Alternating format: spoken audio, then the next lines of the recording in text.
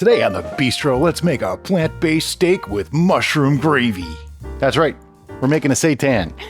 If you are gluten intolerant, this may not be the recipe for you. I am sorry, I do not have a way to do it without the gluten for this particular thing. I'm making this for 4 because now we have 4 people living in the house.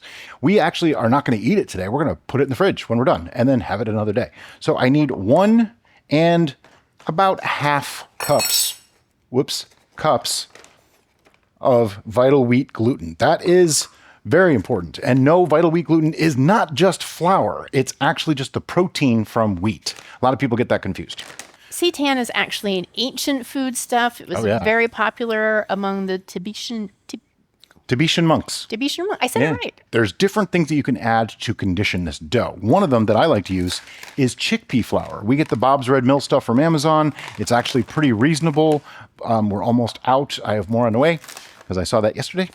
And I'm going to use about 2 tablespoons. If you don't have chickpea flour, but you have dried chickpeas, you can actually just throw them in your blender and blitz the heck out of them. And that makes chickpea flour. That's all it is. Okay, next up is nutritional yeast. Now for this, it's also a dough conditioner. I'm using 2 tablespoons.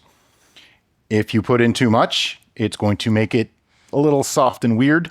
If you don't put in enough, it's going to make it very chewy and rubbery. Okay, so that's our structure. Next up is flavorants. So for that, we got the Wonder Twins, garlic powder and onion powder. I play a little fast and loose with this. I'm making this more like a chicken style. So I'm just going to probably go with a teaspoon of each. Yeah. And I don't like to be one of those people that says, oh, I'm only going to use a teaspoon. Pour. I hate that. That drives me nuts when I see people do that. So I'm trying to be as accurate as I can be without actually measuring, just to show you that you don't really have to measure it. And then we have our chicken flavoring. Now this is, you can use poultry seasoning, you can use a broth, you can use whatever you want. This is a vegan version. It's by Osem, it's chicken flavor seasoning mix. It does have a significant amount of sodium in it. So if you're sensitive to that, you might want to just use like a poultry seasoning or stuff that doesn't have as much sodium. So I don't add salt to this at all because it doesn't really need it. And for this, I'm going to use a solid, like a tablespoon. But again, this serves 4 people. So, it's fine. It's a really big steak. And then I'm going to mix up the dry. We like to mix this, particularly when we're using this seasoning, because it tends to clump. Yep. And we want all those flavors to be incorporated into our mix. Next up is white wine vinegar. And please do not skip this. Don't leave it out. I was using minimal amounts of it before, and I've started really upping the amount that I use, and it's changed the flavor significantly. It actually works really, really well. It does not add a vinegary taste. No, it doesn't taste like vinegar at all. It actually cuts out some of the weirdness that is associated with vital wheat gluten. And I'm going to use 2 tablespoons. It's usually about half the amount of water for the amount of vital wheat gluten that I use, but that can vary. I go by feel, and I encourage you to learn to do it the same way. That way you can never mess up a seitan. It took me years to figure out how to do it right, and now I don't need a recipe anymore. So I'm just going to pour in about a half cup of water and give this a good stir. It's still really, really dry. I know that's not enough water. So now I have probably 3/4 of a cup of water in there, which would be about half. Looks still kind of dry. So I'm going to add in a little bit more water. See, that's how you do it. You can always add more water, but you can't take it out once you put it in. However, if by some chance you did put in too much water, you can always just add a little bit more vital wheat gluten to make up for it. You just get a bigger steak that way. There are other ways to make seitan, like the wash the flour method. We did that once or twice. I find it to be a lot more hassle. This, I can make a seitan that's ready for dinner in an hour. So I actually prefer it this way. Now, looking at this, you can see that this is nice and moist. There's some dry stuff stuck to the sides. This is approximately where I want it. So I want to scrape off using the best tools you have. Use your fingers and your hands. So I want to get all this off of here. You can see the gluten strands already starting to form here. I don't want to waste any of this. And then get in there with your hand and start scraping down the sides. It should feel moist to the touch, like a really wet bread dough that isn't as sticky. Scrape down all the sides to get everything in there. And that is the consistency we're looking for. Once you get it to this consistency, get it out on your board, slap it around a little bit, give it a good knead. Not too long, maybe a minute or 2. I don't really need it all that much. Yeah, you're not kneading it like you would a loaf of bread. You just want to make sure that those strands are getting formed. Yep.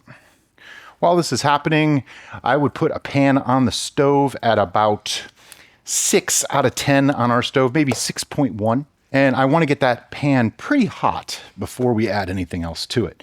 And notice I'm just spreading it out kind of like a pizza dough. Oh, there's one super important thing that you're going to need when you're cooking this too. And that is a burger press. To be explained in a minute why. I like to feel like there's a skin forming on it when I do this. And then I know it's good. So now I'll start pressing that out to get it nice and flat. Think pizza. You know, you're flattening it out like pizza. I know we do a lot of bread references. I make a lot of bread, or used to actually. I don't really anymore. But this is not that dissimilar from a flatbread making process reality. So now I have it down to about, that's maybe a 1/2 inch thick or so. Pretty good size. You want to stretch it out to be slightly thinner than what you want it to be as a final product because it is going to bounce back out. Yep. Which is partially why we use a burger press. Okay, over to the stove. Now for the most controversial ingredient ever. This is canola oil. And see, it says right on here, oil, less is more. And they're not kidding. 1, 2, that's it. 2 sprays of oil. Don't need any more. It is to keep it from sticking and to give it just a nice browning. Then we take our seitan and lay it into the pan. Okay, I was wrong. 3 sprays, 1 on the burger press, just so that it doesn't stick. And then I just start kind of pushing the dough down a little bit. I'm not pressing hard, but I am thinning it a little bit and actually making it more consistent so it'll cook evenly all around. After a few minutes, I remove the burger press and then just kind of carefully slide underneath, and you should be able to get around all 4 sides just like that. And here's the big one. Give it a flip. You should see nice browning. Can you hear that? It's got a little bit of a crispness to it. That is perfect. It's been another 3-4 minutes. I just want to get around it. And since I didn't add any more oil, it sticks just a tiny bit. This happens to be the Hexclad pan, and they work fantastic for this. I'm going to flip it one more time. The second side will always be darker because there's less oil on that side. So that's fine. Now, the fry part is done. Next up is the simmer. And for this, I know on my stove, I need it to be at 4.23. Any higher and it's too hot, any lower and it doesn't cook right. And this is where it gets a little dicey. So be careful when you do this. This is just water. Gonna cool the pan down slowly.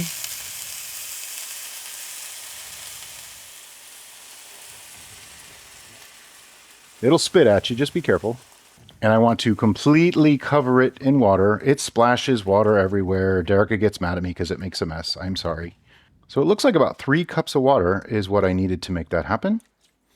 And then we let that simmer for 30 to 40 minutes. Okay, see this area over here, how it's really aggressively bubbling? I don't want that. So I'm actually going to turn this down a little bit. We want it to be just an occasional bubble coming out. And that's it, because if it's too high at this point, it's going to turn very bready and very doughy. If it's not high enough, it'll take forever to cook and could be a little bit rubbery. Do you see over here? That's about what we want, but even that's a little too fast. So just turn it down a little tiny bit more. I'm down to like 3.9 on my stove now. Still getting used to this new stove. Something like that. That's about right for the next 30 minutes. This wouldn't be mushroom gravy without mushrooms and a gravy, and I haven't made a gravy yet, so let's get to that. So first, I want to just take the little tiny pieces off of a mushroom, and they're not going in there. They go in the broth bowl. The broth bag. We use a bag. Yeah, I use a bowl. She puts that into a bag, and we make broth from that using the Instant Pot. We have a video on it. But for this, I actually want to finely chop the things up. So I'm going to slice the mushroom fairly thin. Watch your fingers. Make sure you have just as many when you finish as you do when you start. You did it right. And then I'm just going to chop. You can use larger slices of mushroom in your gravy if you want to. I actually just like smaller pieces. At least that's how I did it today. I've done it with big pieces, little pieces. Doesn't really matter. And then onion, same thing. I just find the core right here. And I'm going to make thin, narrow slits almost through to the core, like that. And then just finally chop off so you get a nice dice. That's it. And at the end, give a slice, and chop it up. That's all the prep for the gravy. Over to the stove. I'm going to put this to, let's say like 3.75. And in this pan, this is a stainless steel pan, I'm going to put about, it's maybe a tablespoon to a tablespoon and a half of vegan butter. You don't have to use it if you don't want to. I know a lot of people are crazy about using stuff like this. I actually think it adds a really nice flavor to it. If you wanted to substitute an oil, you could use olive oil or avocado oil or canola oil, whatever kind of oil you like. Use about the same amount. To me, the fat is an important aspect in this. You could skip it if you really want to, but it won't be quite the same. Add in our onions and mushrooms. And I do want to add about, just a pinch of salt. That was maybe like a quarter to a half of a teaspoon. There's a reason for the salt here. It's to coax some of the liquid out of those mushrooms and the onion. All right, now that we have our butter melted in there, I just want to keep this moving a little bit. We're not looking for color. And while I have it at this point, let's add a little bit of black pepper just to taste. We're just looking for everything to go nice and translucent. So 3 to 5 minutes or so. Once our gravy mix starts to look like this, where it's not sticking to the pan, but it's almost looking like it might, and the onions are slightly brown, but they're not like really taking on a ton of color, I'm going to add about 2 tablespoons of just all-purpose flour. You can use pretty much any kind of flour you want. Essentially, we're making a roux with the remaining oils and butters that are in there. And I'm just going to mix this around, make sure everything gets nicely coated. We don't want dough balls. And I want to cook that flour down just a little bit, maybe a minute, just to get some of the cereal note away from it. And for our liquid, I have our veggie broth that we make from scraps. I'm just going to pour in, this is about a cup. That's not going to be enough. I'm just getting it started. And stir that around. That flour should start opening up its starches and thickening this up. I probably want to add, I would say, another cup of veggie broth to this. Here we go. Yep. So we have about 2 cups of veggie broth altogether. And I want to give this a good stir. Get everything off the bottom, scrape the sides, everything. At this point, you can turn the heat up. I had it on 4. I'm going to turn it up to about 5.3. And it's going to come to a boil. Once it comes to a boil, you'll see it really thicken up. This has come up to a boil, and, well, it doesn't look like it's thickening all that much. Here's how we can save this. It's actually very easy. I'm just going to make a slurry. And for that, I'm going to find the tiniest whisk I own. I'm going to get a Pyrex. Well, it doesn't have to be Pyrex. A bowl, a glass. Anything will work. And I'm going to take a little bit of our veggie broth, which has been stored in the fridge, so it is cold. That's what's important here. A cold liquid. I'm just going to use, I don't know, what's that, 3/4 of a cup? So we get more gravy. Who's going to complain? Not me. Right. This is one of Derica's favorite things that I make. And I'm going to put some flour in here. How much? Oh, that's probably like 3 tablespoons because, I messed up, okay? I'm not afraid to admit it. Or did I mean to show you how to do this? I'll never say. And I want to whisk this real good. You want to mix this up perfectly so there's no dry flour at all. It's important to do this if you need to thicken a gravy rather than dumping a flour directly into the hot liquid. Yeah, don't do that. That's going to instantly create clumps, and nobody wants a lumpy gravy. That's why you whisk it. Give it the whiskey business. Okay, back over to the stove. And we just dump that right in. Mix it around. And you can see it's thickening up already. Just like that. That's all we needed. Might be too thick now. If it does turn out to be too thick, you can always add just more veggie broth to it. I don't know. I'm kind of liking it the way it looks now. That looks pretty fantastic. All right, so now I'm just going to turn that down to basically almost off. Just leave it on as low as it can go. Oh, and there's one thing that I forgot that I sometimes will add, and that is tamari. Just like a teaspoon or so. Adds a little bit of, let's go a little more. That was like half a teaspoon. There we go. It adds a little color, but mostly it's a little bit of salt, a little bit of umami. Really makes a very nice, rich brown gravy, just like that. Look at that. Now it's looking like gravy. Okay, so after 30 minutes, our seitan is done. So I brought it over here, and now is the tricky bit to get it out of there without splashing anyone or breaking it too much. Let it drip a little. And onto the cutting board. Ideally, in a perfect world, you want to put this on a plate, cover it, put it in the fridge overnight, eat it tomorrow. However, I live in the real world where I end up making things for today.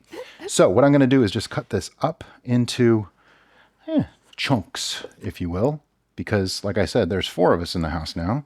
So since you never know how much any one person is going to eat, I like to just give them options so we can have a bunch of chunks. See, like a piece about that big might be a serving for one person. But as you can see, it's a little bit floppy, but it's also got a really nice firm texture. Now I just want to put this back into the gravy. So yeah, just drop them right into the gravy. Don't have to be, too careful about it. Just get them in there.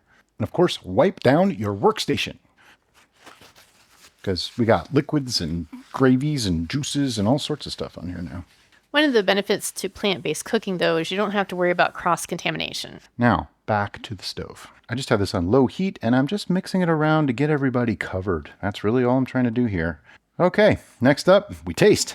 So since we're that kind of people, I got some fresh Italian flat leaf parsley, and I'm just going to rough chop it for a garnish to go over the top. But we have to take pictures and do the food porn video of this that you've already seen in the beginning. So we'll be right back. Now for the best part of every cooking show, we get to eat it. Cut off a nice piece.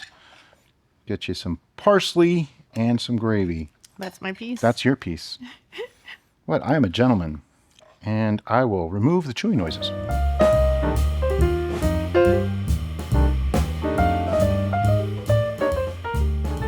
That is very delicious. Yeah, it's got all the right textures. The flavors they're strong, but it's still very comfort food. Mm-hmm. Like it's a mild flavor. If you like brown gravy, you're going to love this. But no animals were harmed in the making of it.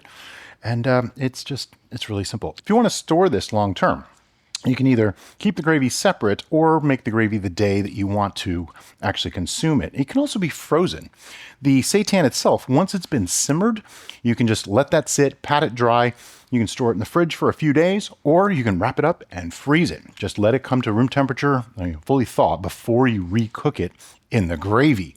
So this is actually a really great staple type food that you can make a bunch of and store little pieces of it and just have a little bit as you need it. So make this. As always, guys, thanks so much for watching. We'll see you next time on The Bistro. Might as well finish this last piece. And yep, the camera's still rolling.